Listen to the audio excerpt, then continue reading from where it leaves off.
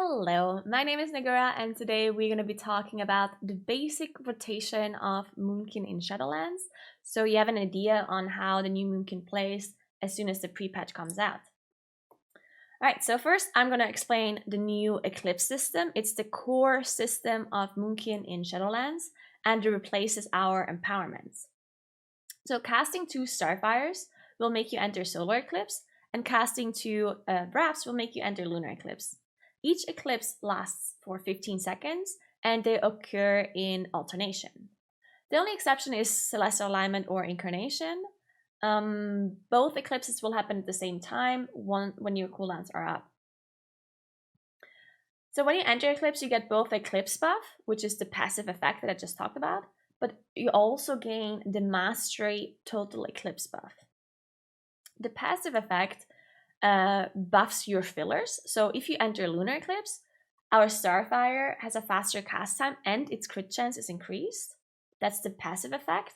And the Mastery buffs our arcane damage when we're in Lunar Eclipse. So the more Mastery you obtain on your character, the more arcane damage you will do when you are in Lunar Eclipse.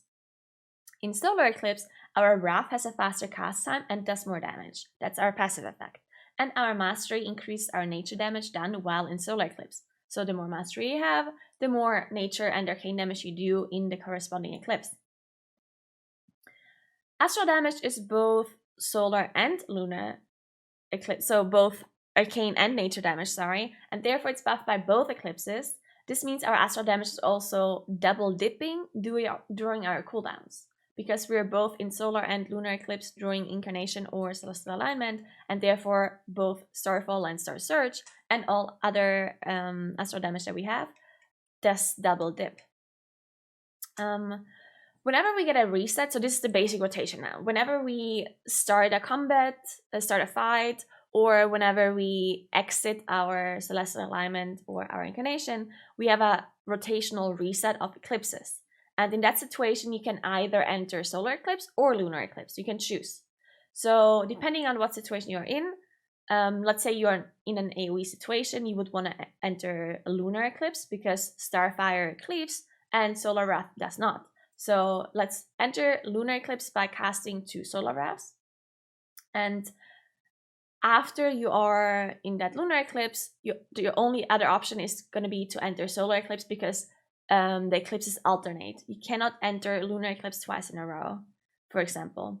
So you choose which eclipse you want to enter first, and then you alternate through. You just cycle through the eclipses, and that's the basic eclipse system. They also changed our spenders. Starfall now costs 50 astral power, and it's a huge AoE around your character. It's 45 yards radius and 90 yards diameter. It is attached to your character, so if you walk around, it will follow you. It's a huge aura around you, 90 yards diameter, as I said. And it's not stackable, so you can only have 1 Starfall up at the same time. And Star Surge also got changed because, of course, we don't have empowerments anymore. We have the new Eclipse system. Star Surge now costs 30 astral power. And Star Surging during lunar eclipse will buff the passive effect of that lunar eclipse. So if you Star Surge during lunar eclipse, it will further reduce the cast time of Starfire, and it will further increase the crit chance of Starfire. This effect stacks, and it lasts for the duration of the eclipse. And during solar eclipse, the same thing happens, just for the Wrath buff. So during solar eclipse, if you Star Surge, it will further reduce the cast time of Wrath, and it will further increase the damage of Wrath. So since this buff that you obtain by Star Surge only lasts for the duration of the eclipse, you want to Star Surge as soon as you enter the eclipse to make sure that your fillers, your Wrath or your Starfire, is buffed during the remainder of the eclipse buff, because when you exit the eclipse, those buffs will be gone and they will be wasted or useless. So this results in a pooling/dumping playstyle where you want to make sure that you have a lot of astral power as you enter the eclipse. You immediately want to dump your astral power into Star Surges to make sure that your fillers, so your Solar Wrath or your Starfire, are being buffed. And then you want to start pooling again to enter the next eclipse, so you have astral power again to cast Star Surges as soon as you enter the next eclipse. This is really logical if you think about it, because if I Star Surge right before I exit the eclipse, then I will gain the extra damage from the nature damage increase from the eclipse, or arcane damage increase. So my Star Surge will do more damage if I cast it during the eclipse, but the secondary buff of the Star Surge, which further increases my Wrath damage or my crit damage on Luna Strike or on Starfire, will be wasted because I exit the eclipse right afterwards, and therefore this buff is completely wasted. So you definitely want to make sure that you Star Surge at the start and then you start pulling again. This playstyle will take a little bit of getting used to, because you kind of need to get a feeling of how much astral power you're going to generate in the next couple of seconds, in the next 10 seconds. Because if you, let's say you're on 30 astral power right now and you still have 8 seconds left of your eclipse, and now you're not sure, like, should I be Star Surging right now? Like, am I gonna be overcapping astral power, or do I already start pooling my astral power for the next eclipse, right?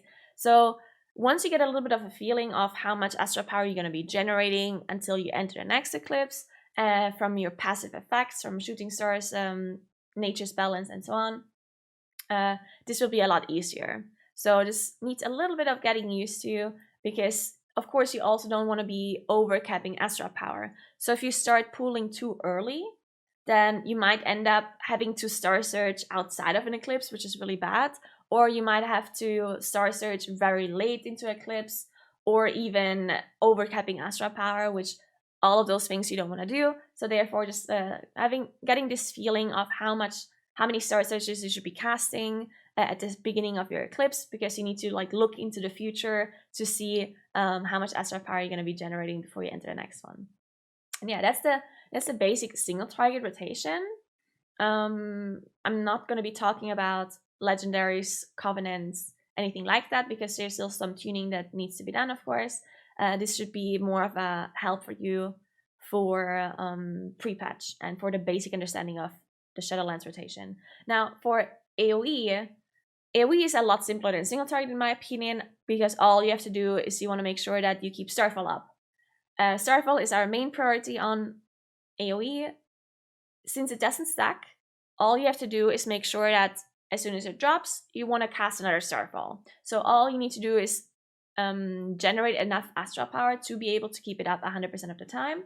And the rest of the time, you just want to make sure you cast your fillers, Starfire and Wrath, depending on which eclipse you're in. Of course, you still want to make sure that you're cycling through your eclipses as fast as you can, because being inside an eclipse is always better than being outside of an eclipse during AoE, because your Starfall is buffed because it does astral damage by both lunar and solar eclipse. So you want to make sure that you don't idle outside of an eclipse for too long, right? You don't want to be dotting outside of eclipse and just like sitting there dotting the targets. You want to make sure you enter eclipses and you cycle through them as much as you can to make sure your Starfall and all of your other damage is being buffed as much as possible.